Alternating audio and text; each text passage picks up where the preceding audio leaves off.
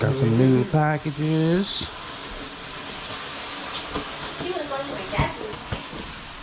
What is going on, you guys? Welcome back to the channel. If you guys follow me on Instagram, you guys know that we finally got this car to turn on.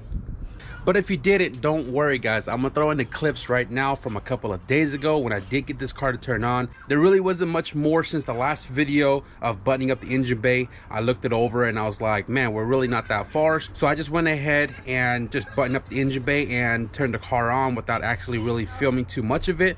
But I'm throwing the clips right now.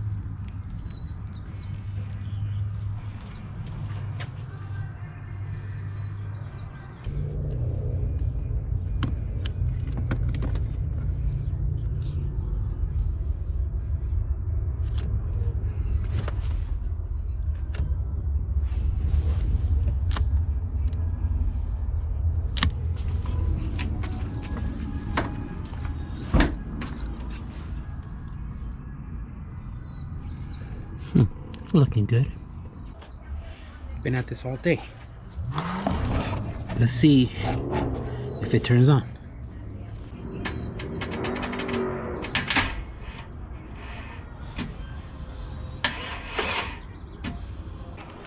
Not enough power.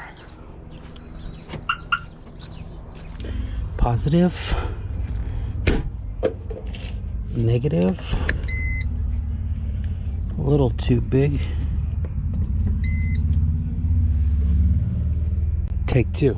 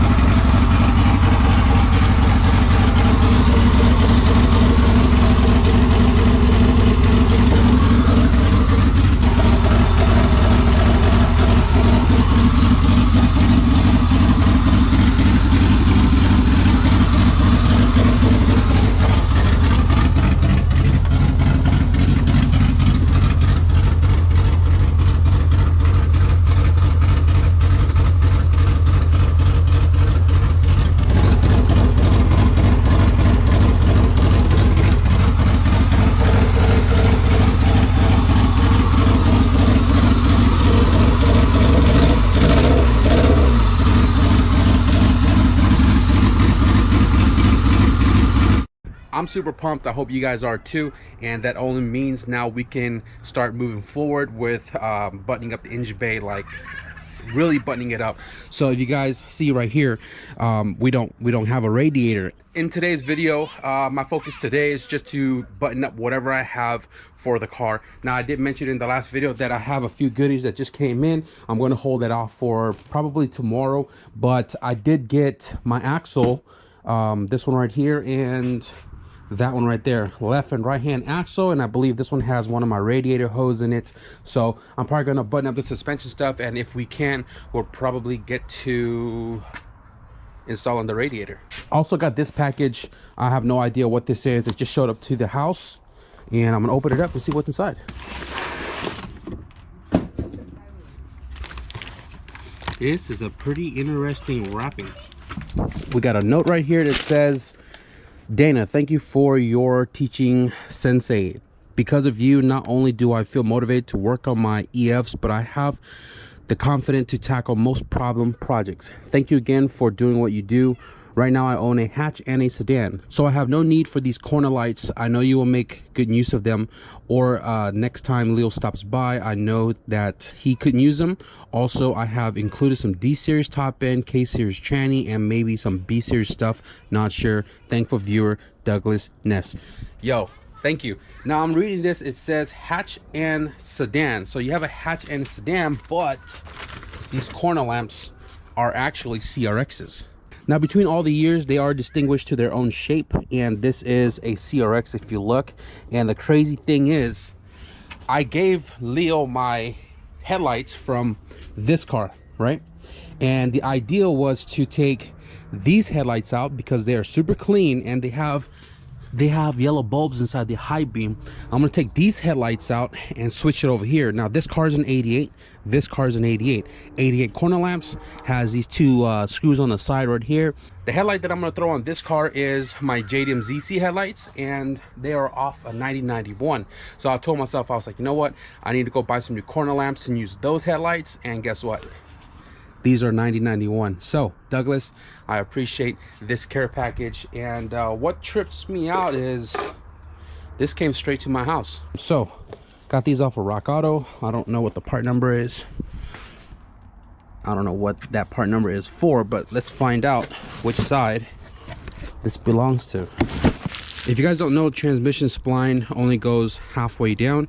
This axle is from an RSX base model 02 to 04, and this is the 32 outer, but spline for RSX transmission. And if you guys know, you guys know. So hopefully we're not going to have any pop-out issue with this, and the length is correct. So I'm going to get this installed first, and then we'll get to the second one. Perfect. Yes, sir.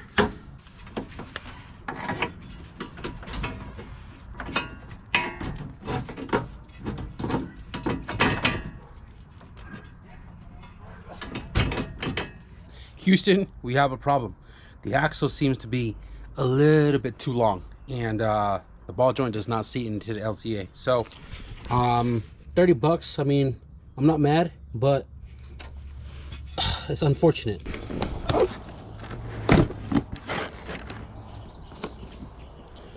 Yes, sir. And I am missing one again. The part number for this axle is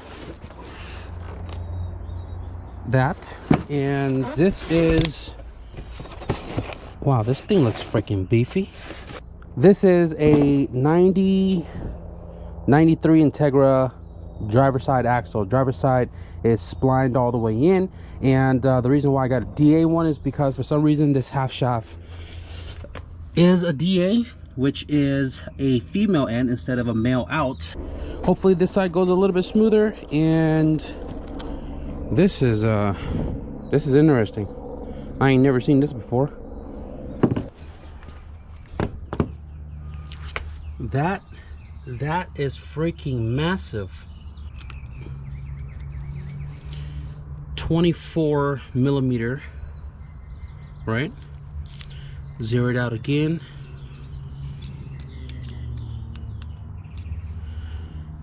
27. Holy cow. Please fit. Please.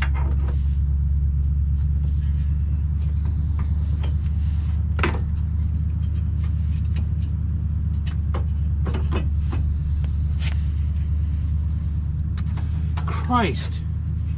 Wrong axle too? Now I'm really mad. Now I'm really mad.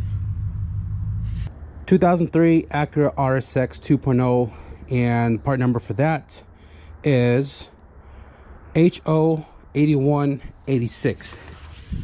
HO8186 does not fit. The other one, 93 Integra, part number HO8057. HO8057 does not fit.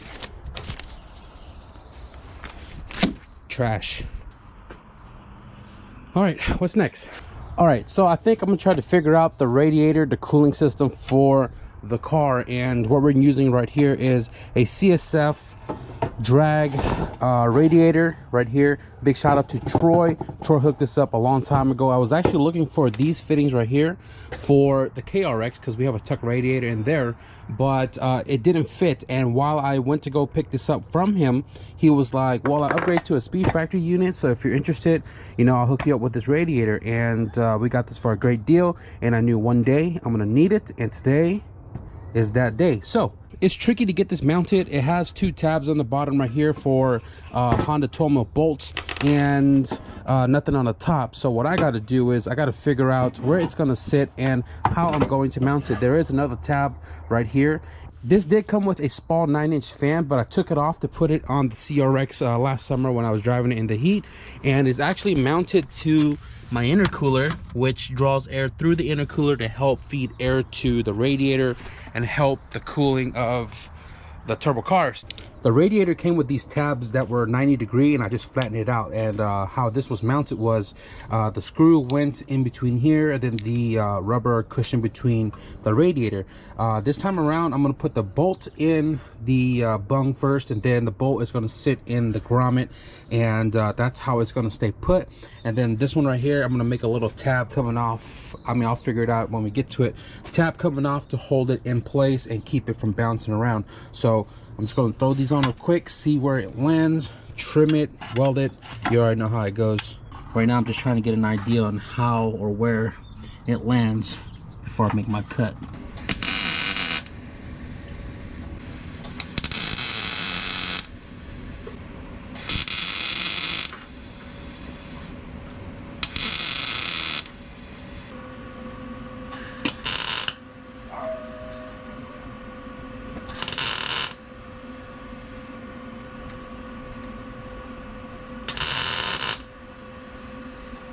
All right, so I got these tabs welded up all the way. I triple checked it to make sure that this is where I need the radiator to sit.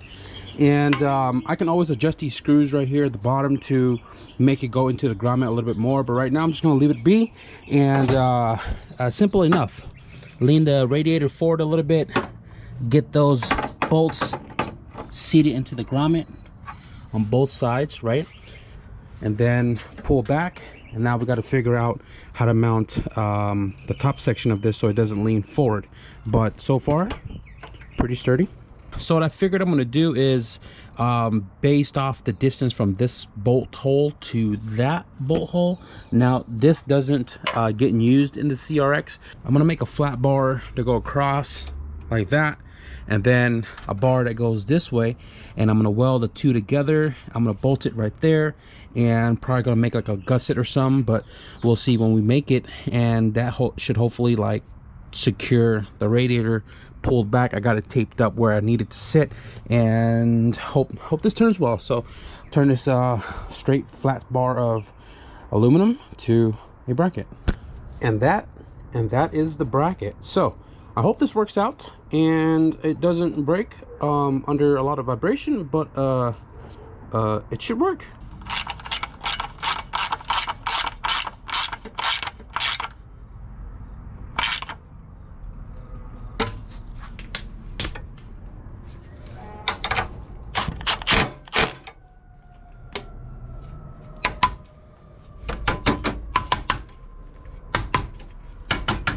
Yes, sir.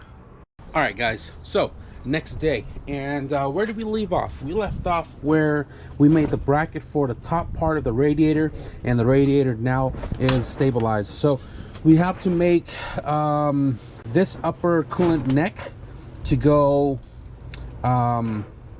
like towards the passenger side, so we can just use a 90 hose into this barb. And that's going to be pretty simple. I ordered a fan last night, but I looked at the specs. The fan is about 2-inch thick, so I'm going to kind of like guesstimate 2 inches with the measuring tape to ensure that when we modify the bottom one, it's going to clear the fan.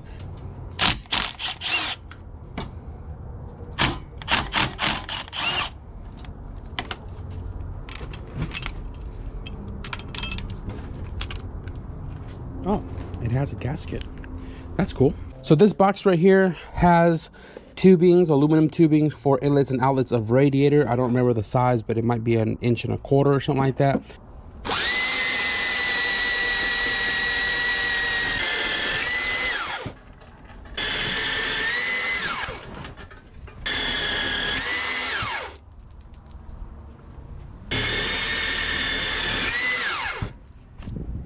So this is what I kind of came up with. Got three pies in here and the original neck, and the reason why I'm not putting a brand new straight on it is because this has the bead roll right here, so that way you can put the clamp on the hose behind it so it doesn't leak. So if you look, it's not as straight, but yeah, it's enough for me to throw a 90 hose on here and be Gucci taters. So I think that's gonna work out. I'm gonna go ahead and clean this a little bit more, and then we're gonna start welding this up real quick.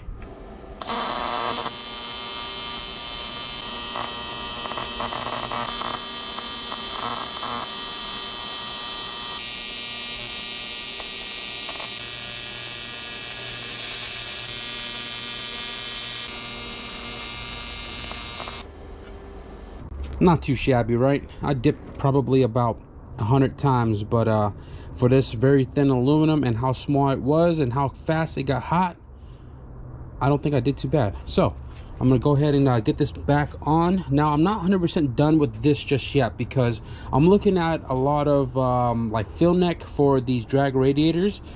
A lot of the fill necks are in the front, and every time you see it in the back, it's always like a B16 style head where the port is in the back, and then they have the fill neck coming through the back right here.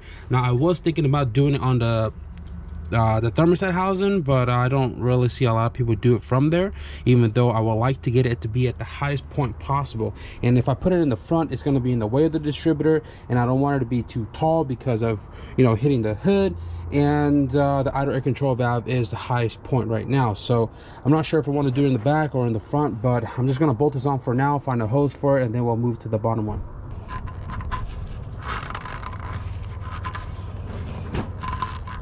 I was really trying to avoid cutting the fitting for the radiator, but given that we don't have that much space down there, I had to cut it. So I got the bottom barb cut off right here. I got the 180 cut in half right here, and just to give you guys a quick little visual of what I was explaining on how I was going to go about figuring out the bottom.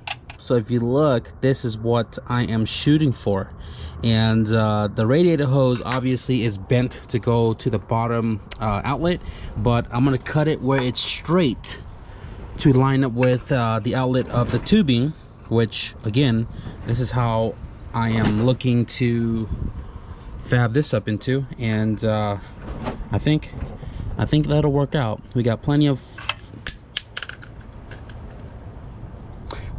clearance to the fan, and we got plenty of clearance to the actuator on the transmission. So I'm gonna mark that up once again, and let's get it welded.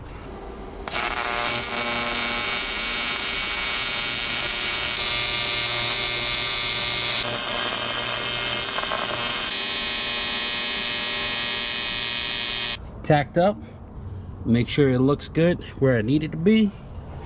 Now I'm gonna weld it all the way.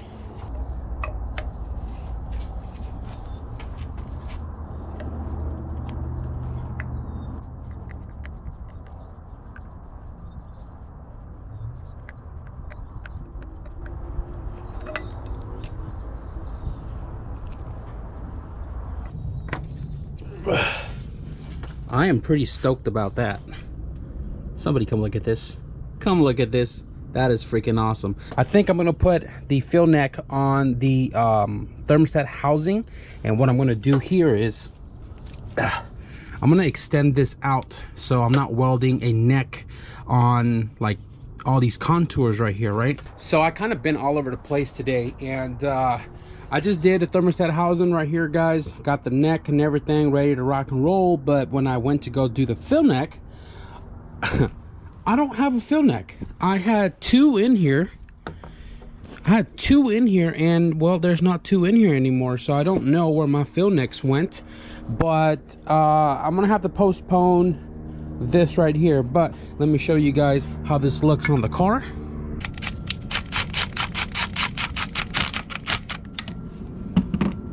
This hose goes here, And what I did kind of messed up on was this was supposed to be straight, and if you look, it's not straight either. So right now I am just trying to figure out where the shifter lands in the center console. This is kind of where I believe it needs to sit, and if I put the shifter straight up, it's actually almost centered in the hole down there. I think, I can't really tell, but it needs to be somewhere here because of where the console lands, and this is pushed up all the way, all the tabs lined up. So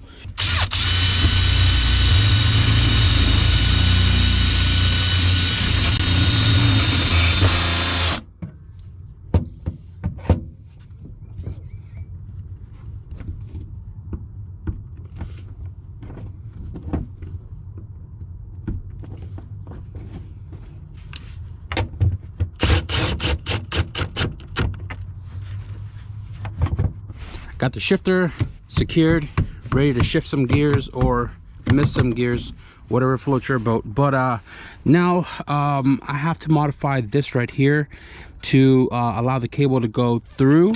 Right, on my car I had 2 holes cut out with hose saws, and because this seems to sit a little higher than the one that's in my car, I think I'm able to get away with cutting little squares on top because the cable seems to kind of almost go over.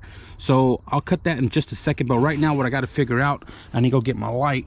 I need to figure out where the cable is going to go under the dashboard. Typically on the wagon, if you see this little circle right here on the wagon, that circle's open. And on the RT 4-wheel drive wagon, it's open because that's where the shift cable goes through. Now I went to go look on the other side of the firewall, and the brake line actually sits above, so I'm sure I'm not going to touch the brake line. But this is 2 pieces of sheet metal, the one that goes up right here, and then there's the one on the firewall. So if I'm going to cut that hole out, I'm going to have to cut it through this one and the firewall side.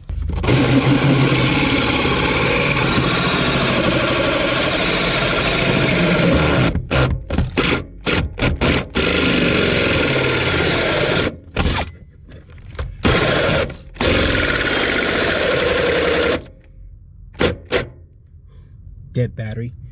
God dang it.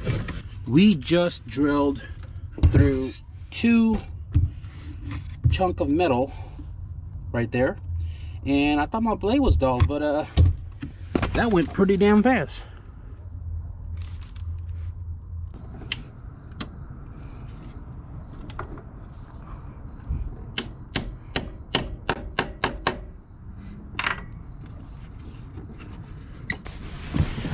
Dang guys, it is official. We got a shifter in here now. It feels nice and firm. We got first, second, missed that third gear, fourth, fifth.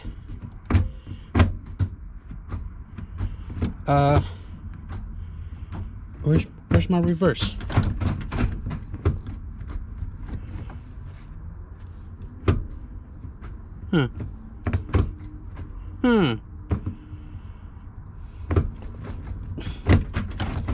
Yeah guys, I don't know where reverse is at. We're gonna have to figure that out. Man, like it's meant to be. And to tell you the truth, I kind of like this shortened shifter. It feels really firm. I like that. I like the firmness of the shifter and the cables, how it feels right here. It totally felt different in my car with a longer shifter. I don't know, maybe it's just a mind thing, but dude, this thing feels freaking awesome. Now let's clean up. I don't know about you guys, but the more and more we make progress on this car, the more I get excited. And if you guys are excited as well too, man, hit the like button. Today we made some progress, or at least in this video we made some progress. We got the CSF drag radiator installed and plumbed. Fan comes in tomorrow. We got the shifter box, shifter cables installed and secured. Now all this stuff is going to come back up because we're going to be painting it or cleaning it up and make it look more nicer. Like this right here is raw metal, and right here we got raw metal. Once this is all done, we'll probably Scotch-Brite or something, give it a raw aluminum look. I don't want to paint it that fresh cast aluminum and then the rest of the engine is kind of like you know what I mean. I don't know what it is with the transmission, but it doesn't have reverse. And I did open it up, inspect it, and all that stuff, put it back together. I could have sworn it worked, but it might have been the other transmission I sold, so I don't remember. But I don't know. We'll figure something out with the reverse. I want to at least rotate the crank and, you know, the whole rotating assembly to see if I could squeeze it into reverse. When I did the Ellis 5th gear mod in that car, I had to drive it around for about a week before reverse finally opened up, and it's been perfect since. So I'm hoping the same for this. I don't know. What the hell's all this? Oh, damn, that's the seat cover, boy. I'm still on the hunt for some axles and just small little things here and there. I wish I could turn it on for you guys right now. I don't want to rob the battery out of that car, and it's still open header. It's super loud. Hopefully that small little clip I put in the beginning of the video is enough to convince you guys that we're that much closer. There's a CRX shell out here for sale. It's a little too much out of my budget, but the only reason why I want to buy this car is because it has an SIR hood. Now I don't want to buy a whole car just for a hood and then be stuck with another car. You guys already know I have too many cars here at the house. I don't have space for it, but I really am on the hunt for an SIR hood USDM style. No, it's not USDM style, it's SIR style USDM spec hood, which is the same one that's on the KRX, guys. If you know anybody local to me or within driving distance that have a USDM SIR style hood which has this hump in the middle, let me know. I'm interested. I'm looking for one, but if I can't find one, I don't know, I might end up getting another CRX. Don't quote me on it. So that is gonna wrap up this video, guys. Tomorrow I think we're gonna do the suspension on the KRX because we did get the package in right here, and I kind of want to just test it out. We'll get to it when we get to it, but if you guys want to stick around and see that, be sure to hit the subscribe button. But with that being said, thank you guys for watching, and I'll see you guys in the next video. Peace.